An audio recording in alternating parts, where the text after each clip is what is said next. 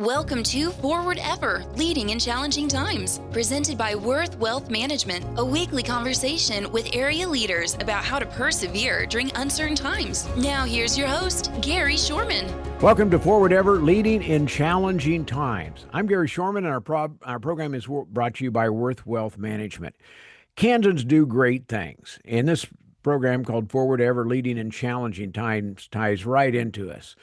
Because Kansans recently were deployed. In fact, it was the Kansas Task Force 1 was deployed by the state fire marshal to assist in the state of Kansas in areas that were impacted by those heavy floods and heavy rains that took place down there.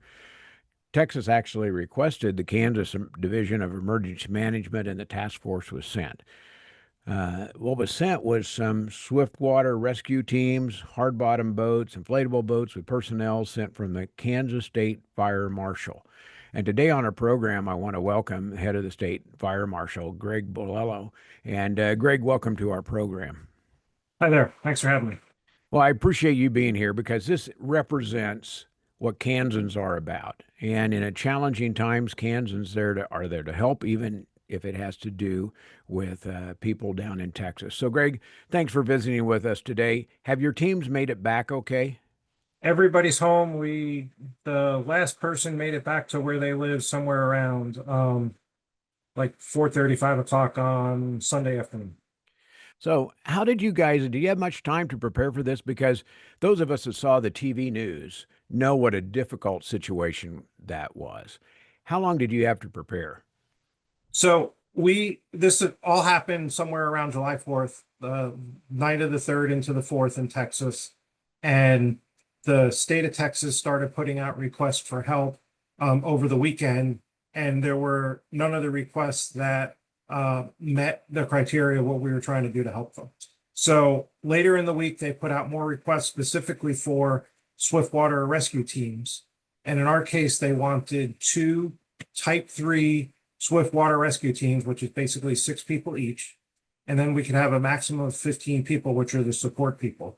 So we had myself, we had a logistics person whose job is to make sure that we have the tools, and when we break something, they go buy new parts. And then we had a support person from our office to track our expenses and our paperwork. And we found out that they put that request out Friday morning. I think that was the 11th. And we turned in our request, and by about 8:30, or turned in what we call an offer. And by 8:30 on Friday night, they hadn't made a decision. So people knew that there was a possibility, but Texas hadn't said yes. So at 7:20 on Saturday morning, they put out and that was Friday the 11th. And then on Saturday morning, the 12th, at about 7:20, they accepted our offer. And we got notified that we needed to be on the road as quick as possible. So we pulled 15 people from across Kansas to meet in the Olathe Fire Academy in Johnson County. And we told them to be there at 11. And our plan was to be on the road by 1. And by 1 o'clock, we were driving to Texas. Now, most people don't understand. That's just not the personnel, but it's actually the equipment that goes along with it. Tell us about the equipment. So for 2 Type 3 water teams like we brought, we had 6 vehicles, all pickup trucks, and we had 2 trailers towing 2 boats each, plus we had a rolled up boat, so that's inflatable. So we had 5 boats, 4 boat motors, 2 flatbed trailers towing what we call a UTV, or all-terrain vehicle, like a side-by-side. And then we had the fire marshal's office truck with our equipment and other support items that we needed. And we had a parade from Kansas to Texas. What part of Texas specifically did you go to? So our first night we stayed in Austin because we had to check in at the Texas Operations Center on Saturday or Sunday when we got there. So we stayed in the Austin area that first night in a hotel. We checked in Austin, and then Austin, the Texas Division of Emergency Management sent us to the Kerrville area. And we checked in at the Kerrville Operations Center, where most of the flooding and damage stuff was being managed. So when you show up at that scene, we saw the video from TV. What did you see when you walked onto the scene? How close did you get to some of the river stuff, the damage and all of that? Um, the first 14 days we were there, I didn't get close to it at all because, like I mentioned, I have an administrative role. The last day, or I guess the 12th day, we went to a targeted search area where there was heavy equipment, and we were all standing on the shore as the heavy equipment did their work. But at times we were near the river. It was very interesting because there were some areas 50 feet in the air you could see debris in the trees. You could see overpasses that went by that had trees sticking out from underneath the overpasses. And the water was very, very deep in a lot of areas. And also, as that flood inundation takes place, it spreads out laterally. So there were hundreds of yards at some areas on both sides of the river where the water had spread out from the river. And not only were we doing water searches, but we were doing wide area search on land because the debris could go anywhere. So what were you looking for? We were looking for people. They knew there was, when we got there, I believe the news originally said there were 160 people missing. We never got anything official, but that's what the local media was reporting. On our fourth or fifth day there, they had reported through the media in a press release that they had narrowed the list down significantly. And when we left, there were only 2 people still missing. A lot of those, they were able to knock the list down from 160 to below 100 and then even further because a lot of people that were reported missing because nobody had heard from them, they were able to verify that those people were alive and well, so they took them off the list. There's also duplicates sometimes during emergencies. Somebody spells a name differently or other ways that they're able to sort it out, that they narrowed it down to, there were 3 people, and then when we left, they were down to 2. I know that has to be a difficult task for everybody involved. Did you do it? Was it all in the boats? Was it slogging along the trees in the river? Did you have help from canine? How did We you actually we narrow did a that little bit of down? everything. The first week we were there, we were primarily assigned with um, Tennessee Task Force 2, which is out of the Nashville area. And then we had Alabama Task Force 2 that was also with us. And then we were their boats, but because there were some areas where the water went down significantly, we were actually on land and in the water. And we also had canines from all over the country that we were working with. We didn't bring any of our canines with us, but we worked with, and I'm going to get part of this list messed up, but we worked with canines from Alabama, Tennessee, Massachusetts, Minnesota, Missouri, and also Washington State, were all people that at one time or another were assigned to our crew. Well, when you see that teamwork go together from different states, I'm incredibly proud of Kansans for being involved with that. But I know the Texans were thankful for the work that everybody did. And I heard a Yes. side story about one 9-year-old that made some friendship bracelets just to Yeah, hand that out to team members. That was really cool. that was really cool. She lived nearby, and the first day she dropped off maybe a half a dozen and a couple of thank you cards. And the Tennessee guys got those as they ran into her in our operations area. And then the next day she came back with her parents again and brought a Ziploc bag full of them.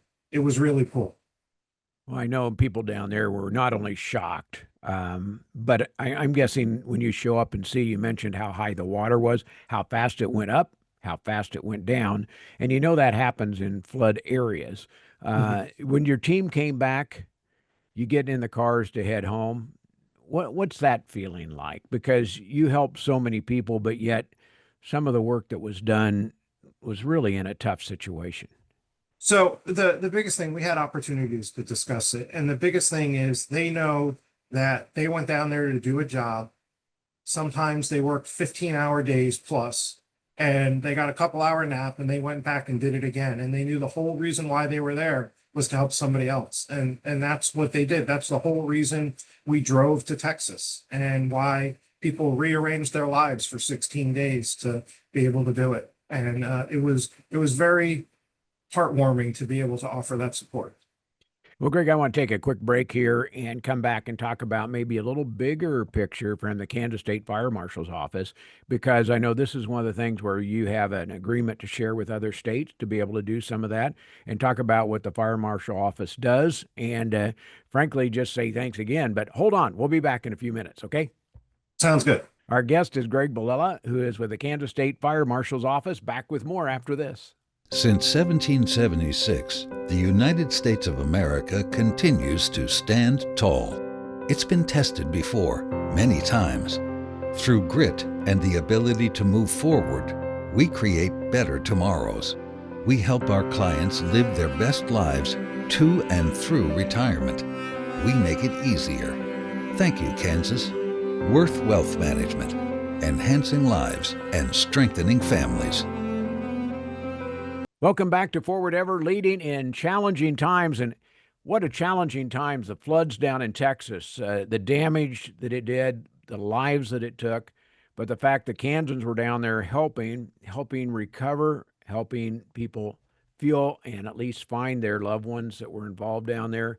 What a big story this is. Greg Bollella is our guest today. He's with the Kansas State Fire Marshal's office. And one of the things I know some people will ask is, how does this, I guess, agreement work between states? Because I know the Kansas office gets their cost reimbursed for this, or at least a part of that. Is that, I Yeah, understand it. So how does that work? The way it works, the Emergency Management Assistance Compact in Kansas, our portion of it is administered by the Kansas Division of Emergency Management. And they work with the coordinating officer from the group that has EMAC across the state. And it is a situation where states need help and they put out requests for assistance. And then we develop what's called a mission ready package, where we put what we're offering them and how much it's going to cost. And they make a decision whether they're going to accept it or not. And they put out requests for specific resources. So in the case of this water request, they wanted 2 Type 3 Swiftwater boat crews from Kansas to be able to help with no more than 15 people.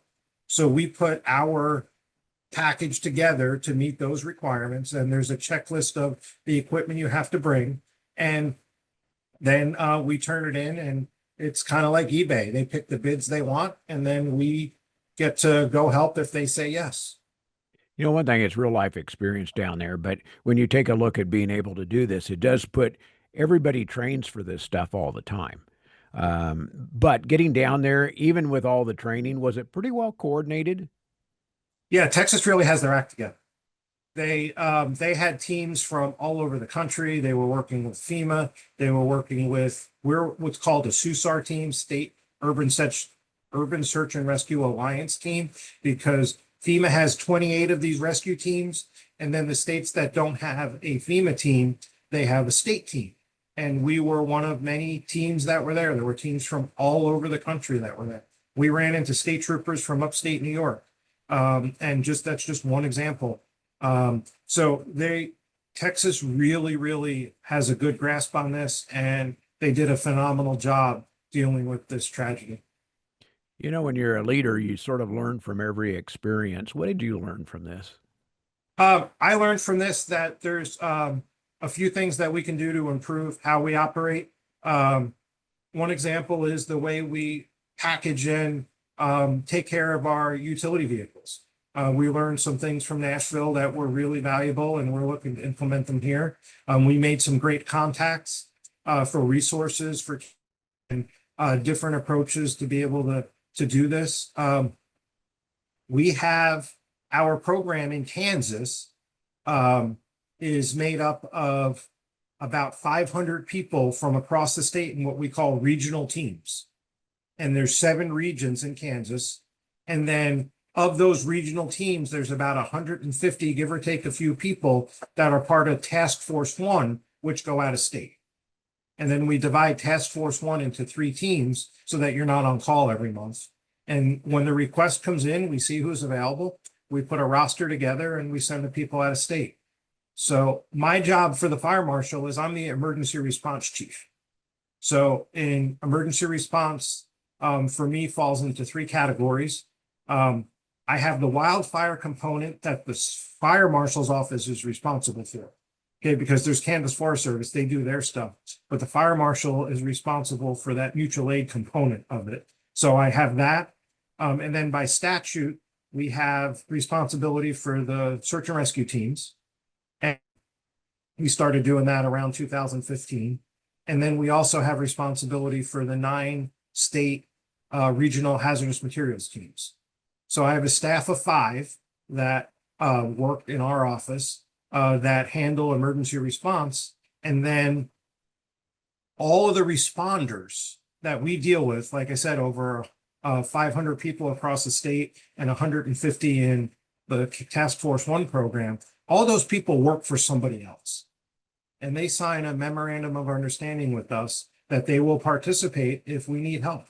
And those agencies from all over Kansas. So like for this Texas deployment, we had 7 different agencies with 15 people that came together to drive to Texas and go search and see if we could help someone. Greg, I have to say I'm proud to be a Kansan hearing your story, but I know you have to thank some of those people too that went along with you, because they really, middle of summer, 4th of July, all these different plans going on, vacations, they just said, okay, we want to go help. That, Yeah, you have to thank that group. Yeah, unbelievable. And the big thing is we don't have a rescue program in Kansas without those participants and the participating agencies that supply equipment and people so that we can go do it. We manage the program, but all of that equipment and the people are employed by somebody else. So like I said, it was 7 different agencies. And I believe you have probably the press release. So you have the list of names of the agencies, and I know I could mess it up, but we had Kansas Fire Marshal's Office. We had Shawnee Fire Department, Chanute Fire Department, Sedgwick County Fire District 1, Olathe Fire Department, Kansas City, Kansas Fire Department. And I know there's one more and I'm just drawing a blank, but we came from all over the place, and we were able to pull 15 people together to go help. And you know what? You did that in this case, but every day there's some sort of search and rescue, something going on in our state where people that put on the badge, sign up for this, go do the work. And I'm just so thankful for you. And thank you to those listening. I know, thank you for the work you did. You made Kansas proud. Thank you very much. I appreciate you taking the time to talk to us. And same to you. Greg Bollella is our guest today with the Kansas State Fire Marshal's Office. A great Kansas story. If you don't like being in Kansas after hearing that, you probably ought to go somewhere else. Anyway, it's a great story. Greg, thanks. Thanks for listening out there. The program brought to you by Worth Wealth Management. I'm Gary Shorman. Thanks for joining us for Forward Ever, Leading in Challenging Times, presented by Worth Wealth Management. Join us right here next week for another episode with host Gary Shorman. Until then, remember to move forward ever, backward never.